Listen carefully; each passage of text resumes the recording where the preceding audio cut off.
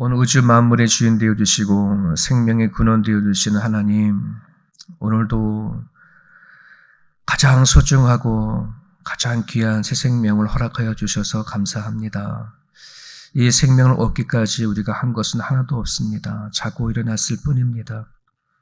하나님, 오늘도 우리들에게 하나님 안에 살 수 있는 날들을 주심을 감사하고 늘 하나님을 향한 감사와 찬양에 끊어지지 아니하는 우리 모두가 되어줄 수 있도록 붙잡아 주옵소서. 하나님의 뜻 가운데 부름을 받았습니다. 하나님께서 우리를 향하여 바라시고 원하시는 곳이 또한 있습니다. 알게 하시고 하나님 안에 살아갈 때에 우리 안에 그 누구도 경험하지 못한 기쁨을 맛볼 수 있는 우리 모두가 되게 하여 주옵소서. 너무나도 감사를 드리는 것은 우리의 인생 가운데 하나님의 찾아오심과 주를 위하여 살 수 있음이 너무나도 감사를 드립니다.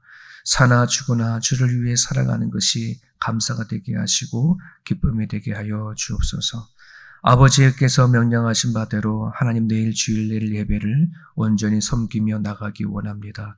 그 하루의 시간마저도 내 시간으로 바꾸지 말게 하시고 내 마음대로 쓰지 않게 하시고 하나님과의 깊은 교제를 갖는 시간을 되어줄 수 있도록 하나님 허락하여 주셔서 여호와 하나님 아버지 주님 앞에 온전히 예배할 줄 알게 도와주시고 예배하는 가정 가운데 찾아와 주셔서 기도 중에 또 말씀 중에 하나님을 경험하는 시간 되어줄 수 있도록 허락하여 주옵소서. 특별히 단기 선교를 떠나는 11명의 하나님 팀들을 기억해 주시고 2달 동안 훈련받고 준비한 하나님 귀한 자녀들에게 하나님 일하여 주시고 그들이 온몸으로 하나님의 일하심을 경험하고 돌아오는 시간 되어줄 수 있도록 주께서 인도하여 주옵소서.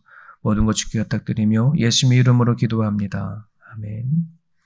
신명기 5장입니다. 신명기 5장 22절에서 33절.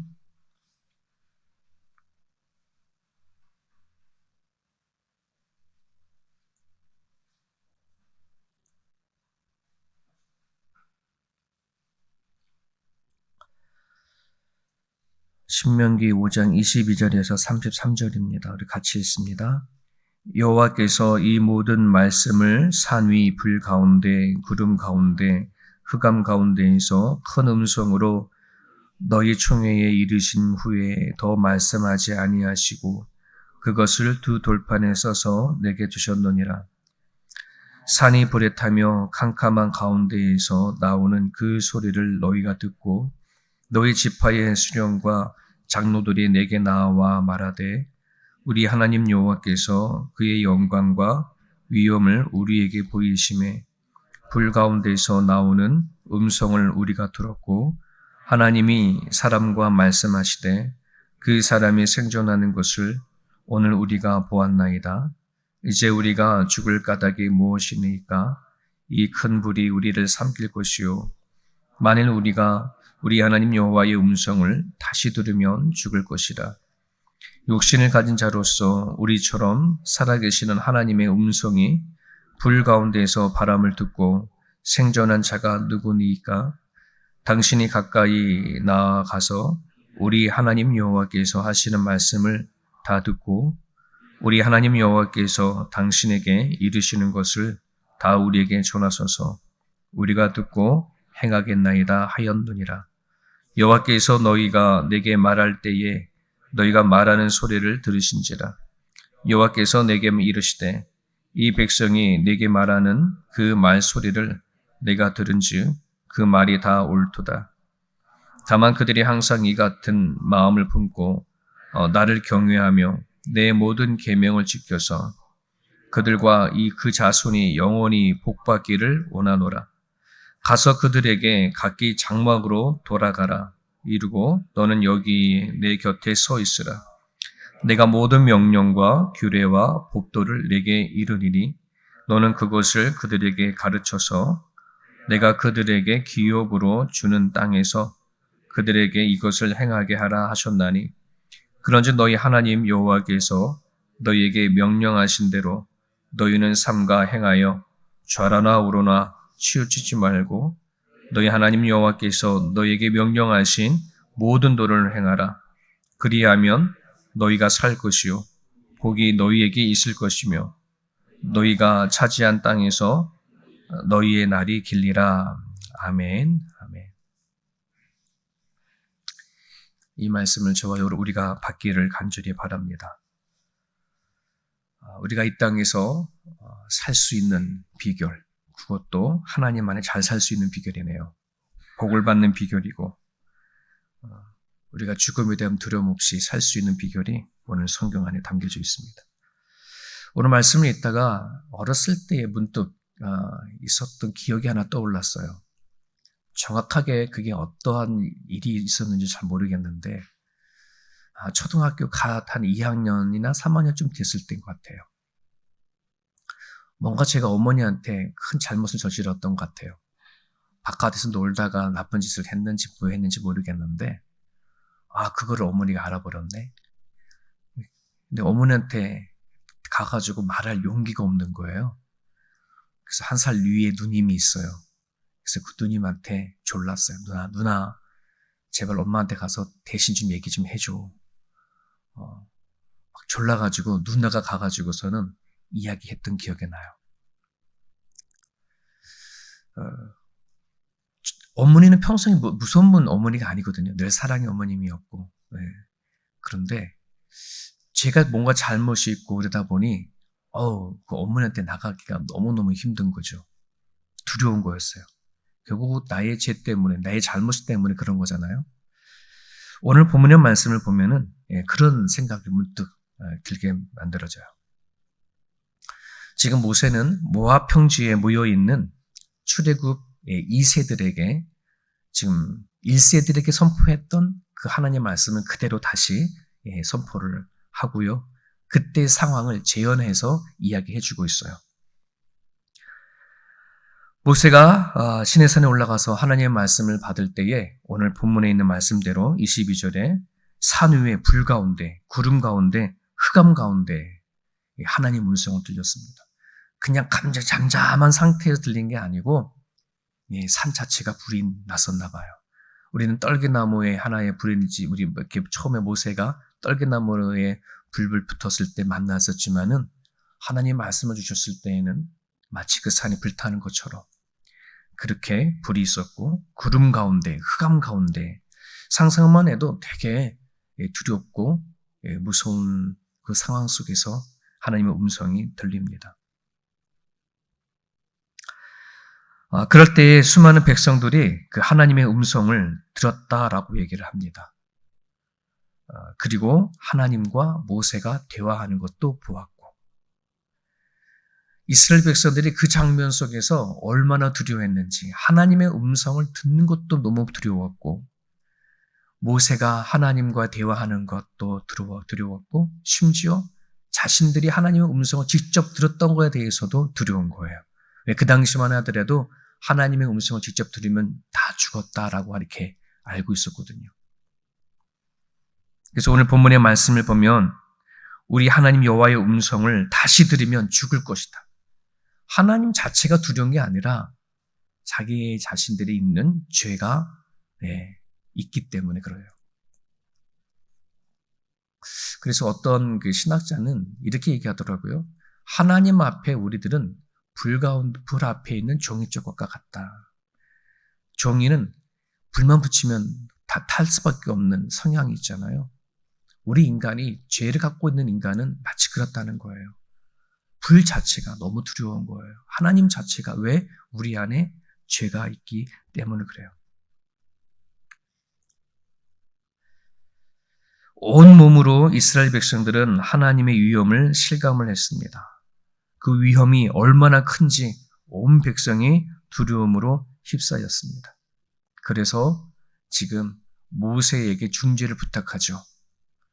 모세요, 우리가 또다시 하나님의 음성을 들으면 죽을 것 같으니 대신 좀 하나님의 음성을 듣고 전해달라. 그렇게 얘기를 합니다.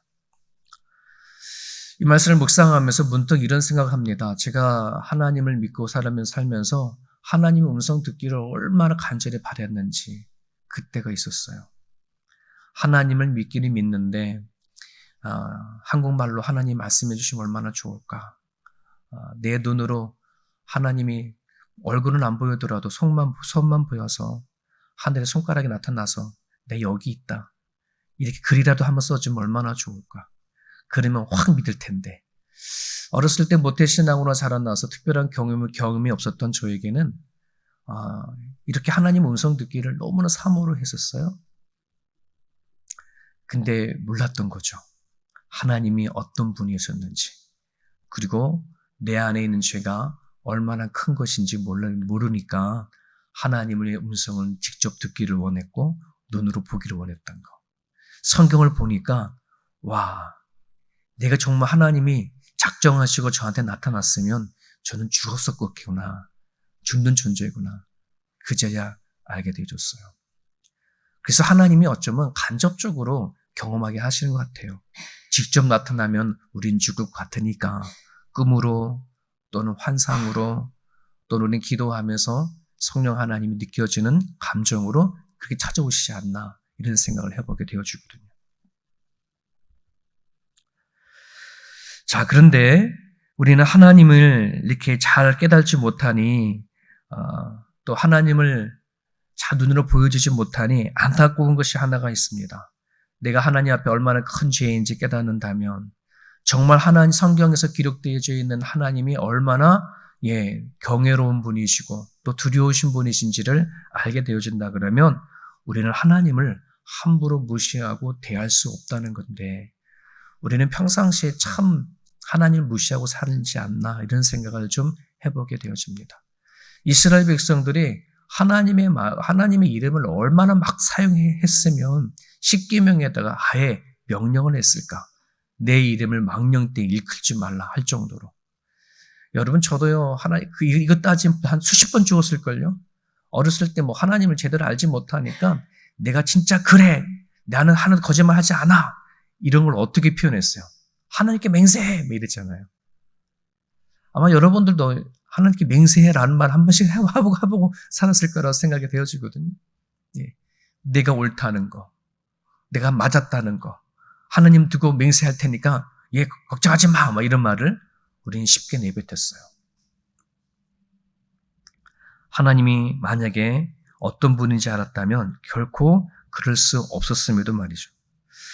그러기에 오늘 하나님을 믿는 그리스도인에게 정말 절실히 필요한 것이 있다면 하나님에 대한 두려움이 회복되어져야 되지 않나 생각이 되어집니다. 그동안 우리는 교회에서 하나님에 대한 사랑을 참 많이 강조를 했습니다.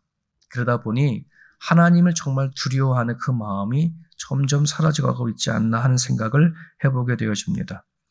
우리가 어떻게 하나님을 믿던 하나님은 모든 걸 다 용서해 주시고 다 사랑해 주실 거야. 하나님은 사랑의 하나님이니 이런 마음을 갖고 우리는 신앙생활 할 때가 참 많고요. 그러다 보니 하나님 앞에 그냥 너무 쉽게 죄를 짓기도 하고 너무 하나님 쉽게 대하는 경향들이 너무나도 많이 있습니다. 여러분 우리가 성경을 쭉 이렇게 읽어가다 보면은 하나님이 사랑인 하나님이면서도 불구하고 하나님에 대한 사랑보다는 오늘 우리들에 대한 죄와 하나님이 일하시는 그런 부분들 안에서 참으로 두려운 하나님이 참 많이 기록되어져 있는 것을 우리는 보게 되죠. 거의 반은 하나님의 사랑이다라고 기록되어질지 모르지만 반 이상은 하나님이 얼마나 두려운가를 또 이야기하고 있는 거거든요. 근데 우리는 그 하나님을 두려운 하나님을 보기보다는 항상 사랑의 하나님을 먼저 받기를 원하죠. 왜냐하면 우리 안에는 죄가 있기 때문에.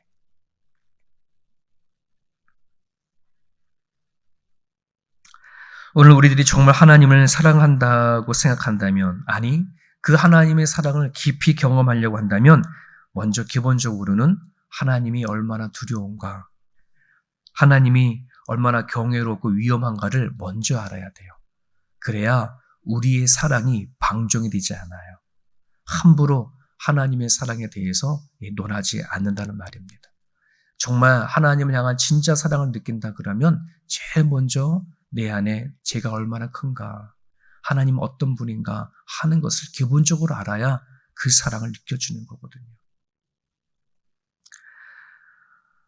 하나님을 알지 못해져서 그저 방종하게 하나님을 믿었던 그 대표적인 사람이 구약의 제사장의 엘리 제사장의 두 아들 홈리와 비느하스의 이야기입니다.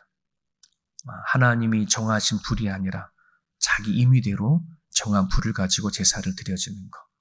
네. 얼마든지 하나님은 용서해 주실 거예요. 우리가 봤을 때는 이 불이나 저 불이나 다 똑같이 뜨겁고 똑같이 종에다 갖다 나무에다 대면 타버리는 그런 불인데 이렇게 생각하는 거죠. 우리가 오늘 하나님을 믿고 섬길 때에도 너무나도 합리적으로, 논리적으로 내가 갖고 있는 수많은 죄를 덮고 살아가는 경향들이 얼마나 많은지 모릅니다. 하나님이 아니면 아닌 거고 하나님 맞으면 맞는 건데 우리는 자꾸만 변명하지요. 핑계를 대죠. 하나님 그렇게 말씀하셔도 내 처지가 있잖아요. 이렇게 얘기를 하죠. 내 상황이 있잖아요. 이렇게 얘기를 하죠. 그런데 성경에 보면은요, 하나님의 말씀과 계명 안에 인간의 처지는 쓸 자리가 없더라고요. 하나님이 아닌 건 아니었어요. 네. 여러분 구약에 보면은 아간이라는 사람 아시죠? 그가 나름대로의 이렇게 핑계를 댈 수도 있어요. 하나님, 우리가 전쟁에서 뺏은 전리품이잖아요. 승리해서 얻은 거잖아요. 우리 가정의 형편이 너무나 어려운 거 알잖아요. 이스라엘 백성들 중에 내가 제일 힘들어요. 제일 못 살아요. 한 번만. 하나님 가난한 자 불쌍히 여기잖아요. 이 많은 전리품 중에 그 몇 가지 조금 숨긴다고 그게 뭐 대수입니까? 얼마든지 그렇게 말할 수도 있을 거예요. 근데 하나님은 아닌 건 아닌 거예요.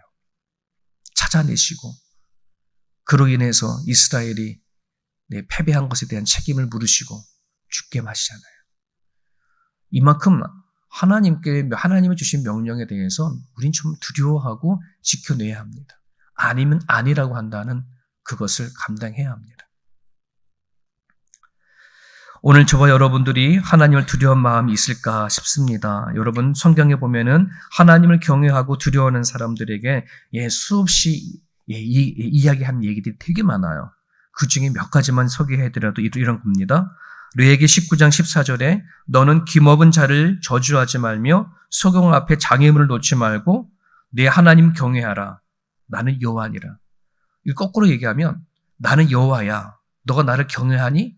그러면 기먹은 자를 저주하지 마라. 그리고 앞을 보지 못하는 소경 앞에 장애물을 두지 마라. 이런 얘기인 거예요. 여러분 그 소리를 듣지 못하는 사람들에게 막 저주한다고 한들 그 사람이 들을까요? 안 듣잖아요. 앞을 보지 못하는 사람에게 장애물을 갖다 놓은들 그 사람은 모르잖아요. 누구 보고? 하나님을 보고. 너가 정말 하나님을 경외하고 두려워할 줄 알면은 그 사람이 아니라 사람을 보고 하는 게 아니라 하나님을 보고 은밀한 죄를 짓지 마라 이런 얘기인 거예요. 은밀한 죄. 다른 사람을 다 속일 수 있어요. 하지만 하나님은 속일 수 없는 거라는 뜻이에요. 로마서 12장 19절 내 사랑하는 자들아 너희가 친히 원수를 갚지 말고 진노하심을 맡기라.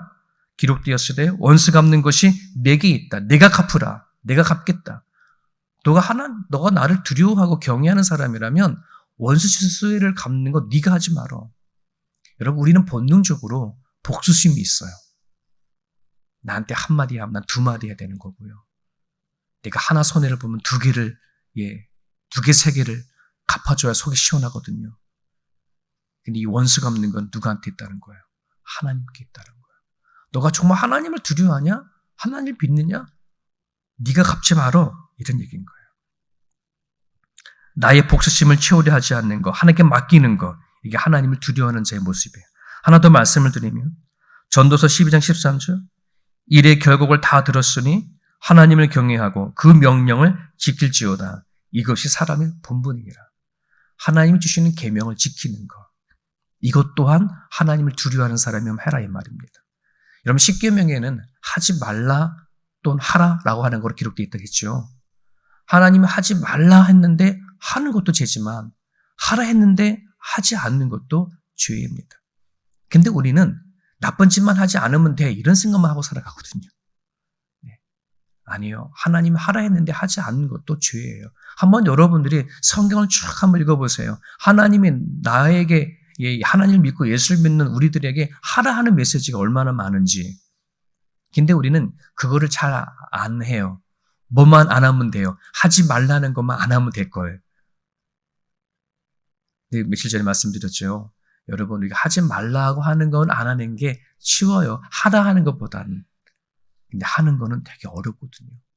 올해 2024년도 여러분들이 성경을 읽다가 하나님께서 하라 하신 말씀이 있으면 할 수 있는 용기를 담대함을 달라고 기도해 주시면 좋겠습니다.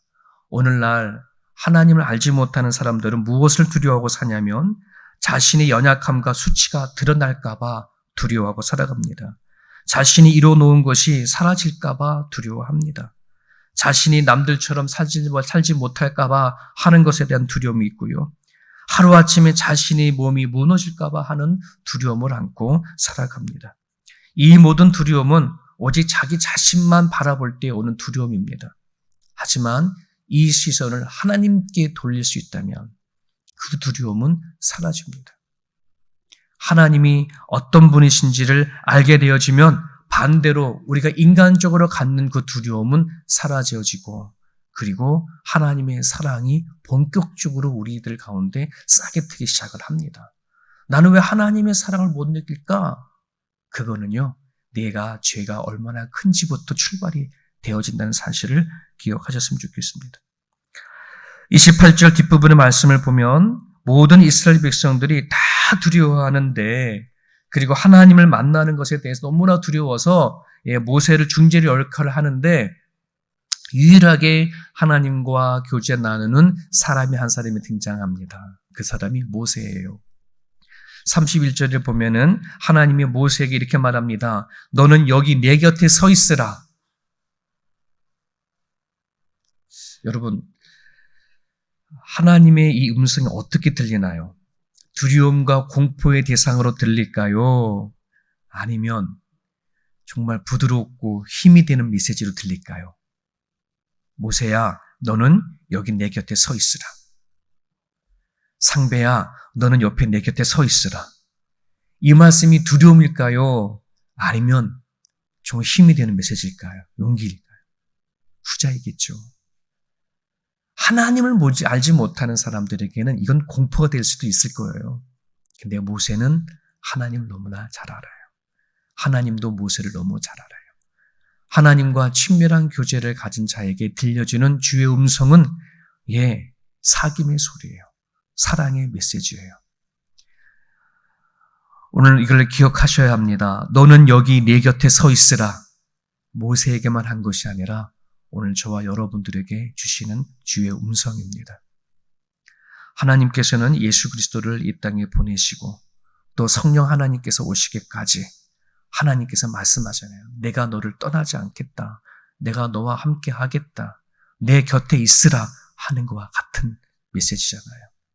여러분, 우리가 예수 그리스도를 통해서 기도할 수 있다는 건 놀라운 특권입니다. 성령을 통해서 말씀을 읽을 때 깨달을 수 있는 것 또한 놀라운 특권입니다. 누릴 수 있기를 간절히 바랍니다.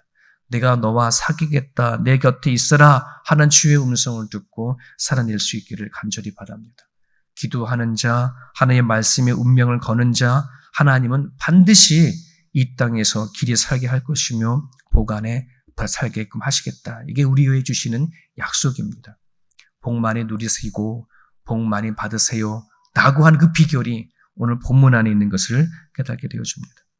오늘 주신 말씀 여러분들이 붙잡으시고요. 하나님의 깊은 사랑을 경험하기 위해서 먼저 내 마음에 하나님을 두려워하고 경외하는 마음을 달라고 기도해 주십시오. 너무나 하나님을 만만하게 가지고 살아갔던 우리들의 마음이 있다면 다시 한번 하나님 앞에 내 온 매임새를 다시 정하고 하나님 앞에 경건하게 살아갈 수 있게 해달라고 하는 그런 마음이 달라고 기도해 주시고요. 그리고 올해 기도와 말씀 속에서 하나님과 깊은 교제가 있게 해달라고 하는 그런 소망의 기도 제목을 갖고 살아냈으면 좋겠습니다. 오늘 주신 말씀 붙잡고 자유롭게 기도하시고 내일 또한 예배를 위해서 한 번 더 한번 기도해 주셨으면 감사하겠습니다.